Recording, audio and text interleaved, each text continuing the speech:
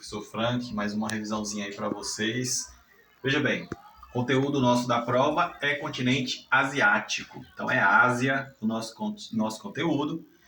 Você vai encontrar uma perguntinha lá falando sobre o Himalaia.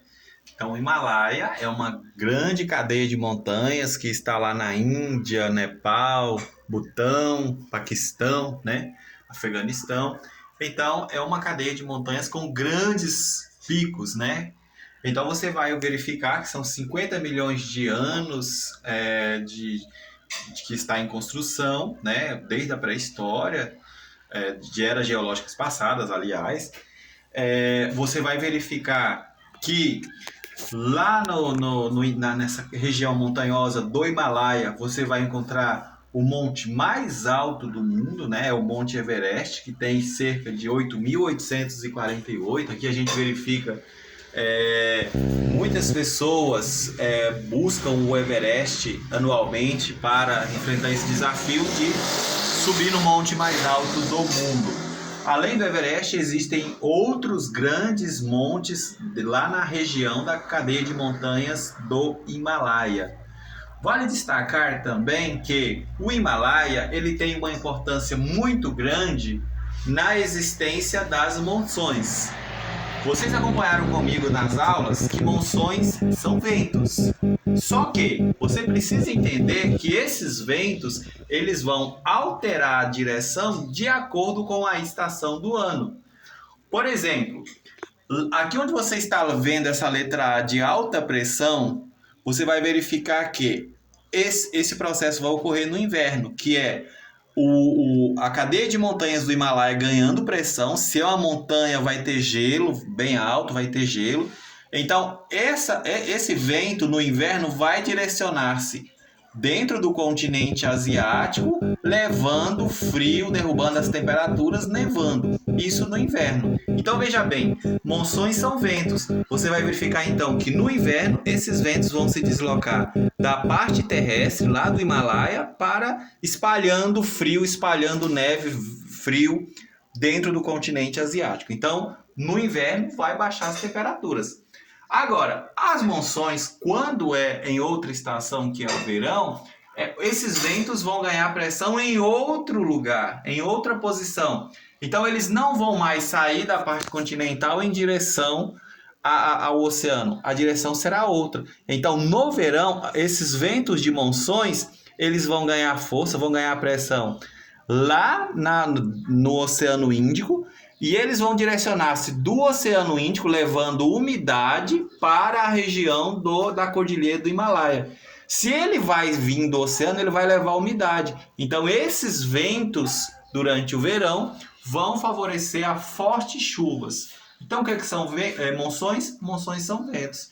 Então, você vai ter monções de inverno e monções de verão. Você vai lembrar, então, que essas monções vão alterar o seu sentido de acordo com a estação do ano.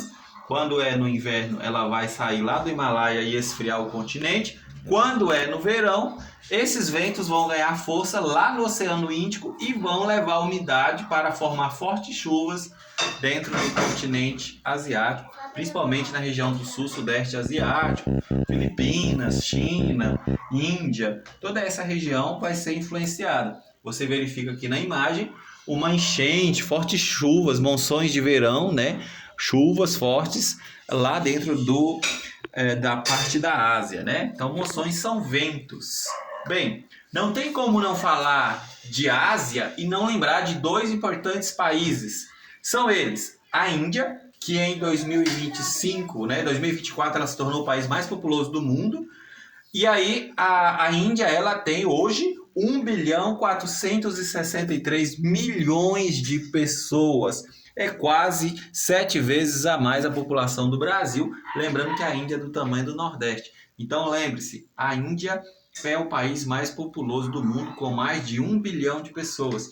Em segundo lugar, vem logo a China, que sempre foi o país mais populoso, né? Então, agora a China ocupa o segundo lugar, 1.416.000.000 pessoas. Então, tem mais de 1 bilhão também, mas menos do que a Índia. A Índia é o país mais populoso do mundo.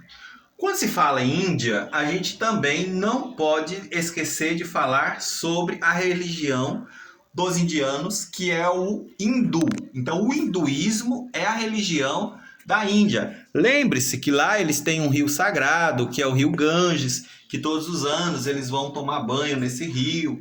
Ao mesmo tempo, como é um rio sagrado, quando a pessoa morre, eles queimam as pessoas e jogam as cinzas dentro do rio Ganges. Os mais pobres jogam o próprio corpo dentro do rio Ganges, porque o rio Ganges é um rio sagrado. Então, dentro do hinduísmo, você também precisa abordar a questão das castas. Então, as castas são elas que dividem a população. As pessoas já nascem dentro de uma divisão social, ou seja, é como se eu já nascesse predestinado para ser rico ou se eu já nascesse predestinado para ser pobre. Essa predestinação para ser rico ou para ser pobre vai depender em qual casta social que eu vou nascer. Ou seja, quando eu nascer, meus pais são de qual casta? Se meu pai é de uma casta Dalit, que é a casta inferior, ou seja, traduzindo, se meu pai é pobre, eu vou ser pobre, meu filho vai ser pobre, meu neto, meu bisneto, tataraneto, todos vão ser pobres, porque nós todos vamos nascer dentro dessa classe social que é os Dalits. Agora, se eu nasci dentro de uma casta Brahmani, se meu pai é Brahmani, minha mãe é Brahmani, meu filho vai ser Brahmani, meu neto vai ser Brahmani, bisneto, ou seja, eles vão nascer numa casta social superior. Então você lembre, o que vai definir a posição de casta social que está dentro da religião do hinduísmo lá na Índia é o nascimento. De acordo com a pessoa nascer dentro de uma casta, isso daí já vai definir a história dele, a vida dele. Se ele nascer dentro de uma casta dos ricos, tende a ser rico. Se nascer dentro de uma casta dos pobres, tende a ser pobre pro resto da vida e assim seus sucessores. Quando se fala em Ásia, também tem que falar de uma parte da Ásia chamada de Oriente Médio, onde você tem aqui Emirados Árabes, Arábia Saudita, Iraque, Síria, Israel, Irã. Esses países aí fazem parte do Oriente Médio, que é uma parte da Ásia. Quando se fala em Oriente Médio, você provavelmente vai lembrar das guerras. Então é uma região conflituosa, sempre com muita tensão, né? O Oriente Médio. Mas por que o Oriente Médio carrega toda essa tensão? É porque é a região que mais tem petróleo no mundo. 65% das reservas de petróleo do mundo estão no Oriente Médio. Vale lembrar também que é no Oriente Médio que surgiram as 3 principais religiões monoteístas do mundo. O que é monoteísta, professor? As 3 principais religiões que acreditam em um único Deus. Então, primeiro surgiu o judaísmo, né? Depois surgiu o cristianismo após a morte de Cristo, e lá no século VII surgiu o islamismo. O islamismo que é muito associado à figura dos terroristas, né? Então, quando você pega, por exemplo, o islamismo, existe uma divisão entre os povos do islamismo. Os xiitas, que representam apenas 15%, eles se dizem descendentes de Maomé, o criador do Islã. Então, geralmente, os xiitas são os povos mais radicais do Islã, né? São os terroristas, são aqueles que usam bombas no seu corpo. Então, eles estão muito ligados aos conflitos. Já a grande maioria, que é os sunitas, 85% da população, são geralmente os islâmicos mais boa gente, traduzindo a palavra, né? Então, além do fator religioso, né, temos a questão do petróleo, temos a questão da água, que você pode colocar na prova também, porque a água é uma problemática dentro do Oriente Médio. Vastas áreas do Oriente Médio são áreas onde se tem conflitos pela posse da água, já que é uma região de grandes desertos. Então você lembra do Rio Jordão e por aí vai. Lá também existe um grande conflito que foi... Em 47 foi criado o Estado de Israel dentro da Palestina. De lá para cá, vários conflitos existiram entre essas duas nações, porque a Palestina não aceitou a divisão do seu território e a criação do Estado de Israel. Então, de lá para cá, vem ocorrendo várias guerras. Lembre-se que Israel foi criado pelos Estados Unidos e pela Inglaterra, lá em 47. Por isso que explica a grande força de Israel. E a Palestina é um país árabe, então mexeu com a Palestina, mexeu com outros países árabes, mexeu com o Egito, mexeu com Síria, mexeu com Emirados Árabes, Então, Irã, Iraque, por aí vai. Bom, lá na Ásia também tem um país que é muito lembrado ao longo de toda a história, que é o Japão.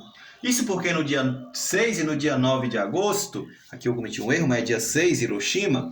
No dia 6 de agosto, nós tivemos o lançamento de uma bomba atômica durante a Segunda Guerra em Hiroshima.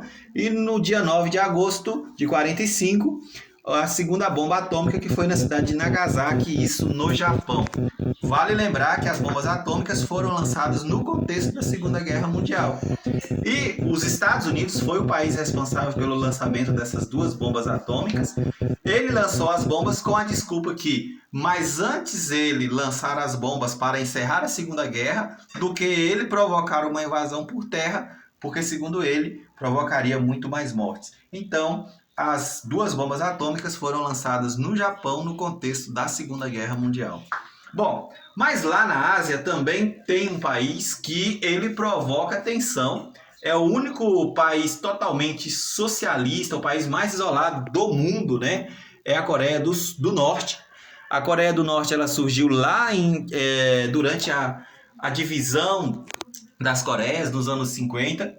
E aí depois da Segunda Guerra Mundial, e aí você lembra que a Coreia, enquanto a Coreia do Sul é democrática, a Coreia do Norte é um país que já está na terceira dinastia, onde esse líder supremo aqui, o Kim Jong-un, ele sempre tem levado tensão para o mundo, porque por mais que é um país socialista, o país mais isolado do mundo, a Coreia do Norte vem desenvolvendo um programa nuclear, e isso coloca em risco a soberania de seus vizinhos. Então, de certa forma, a Coreia do Norte é um país que causa tensão na Ásia.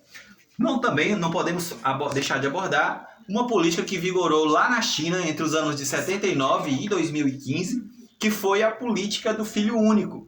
Então, a política do filho único, ela obrigava todos os casais da China a ter um único filho. Então, o governo usava vários incentivos e obrigações. Obrigava, por exemplo, as mulheres a fazer uso de contraceptivos, o aborto era liberado, né? Então muitas das vezes ocorria abortos forçados, existiam fiscais nos bairros para descobrir se tinha alguma mulher grávida do segundo filho. E existia eles tinham uma certa preferência pelo filho homem, justamente para trabalhar nas indústrias.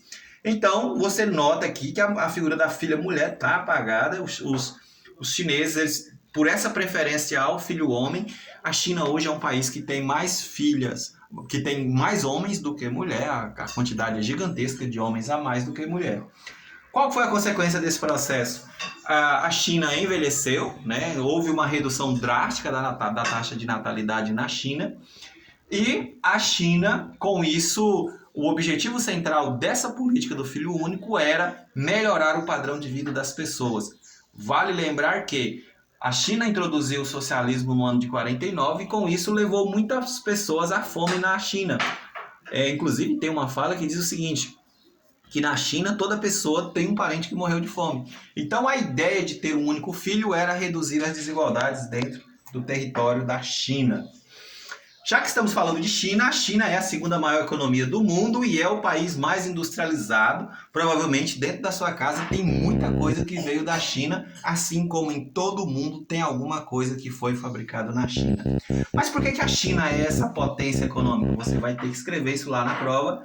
Então, olha, o crescimento econômico da China, ele resultou de várias reformas iniciadas lá nos anos 70, como quando eles criaram uma região econômica chamada de Zona Econômica Especial, principalmente nas áreas do litoral. Então, suas indústrias são concentradas no litoral, o que torna as mercadorias deles mais baratas, porque eles não precisam gastar transportando mercadorias com caminhões. Como já está no litoral, as mercadorias já saem para serem exportadas por navio, e você sabe que o navio ele é até 10 vezes mais barato do que um caminhão. Então, um único navio carrega 15 mil containers. Se as fábricas estão no litoral, eles vão ter grande facilidade de exportação. A China também tem e sempre teve mão de obra abundante, mão de obra barata, né? Então é uma mão de obra reconhecida no mundo inteiro praticamente como uma mão de obra escrava, além de trabalhadores, né, cada vez mais qualificados. Então eles estão adaptados às novas tecnologias, disciplinados. Então, como não é um país que existe democracia, eles seguem as normas do Partido Comunista, né? O país também manteve sua moeda desvalorizada, então é uma moeda muito desvalorizada, o que torna os produtos mais baratos do que outros produtos fabricados no resto do mundo. Isso tudo favorece as exportações dos produtos chineses em todas as partes do mundo. Além disso, as empresas de países ricos que se instalaram na China, elas foram obrigadas a repassar conhecimento tecnológico para os chineses. Isso faz com que os chineses dominem as mais novas tecnologias modernas, como por exemplo a inteligência artificial, e isso faz com que eles sejam grandes produtores de produtos tecnológicos, produtos baratos e produtos modernos que estão presentes em todas as partes do mundo. Essa é a nossa explicação. Boa prova!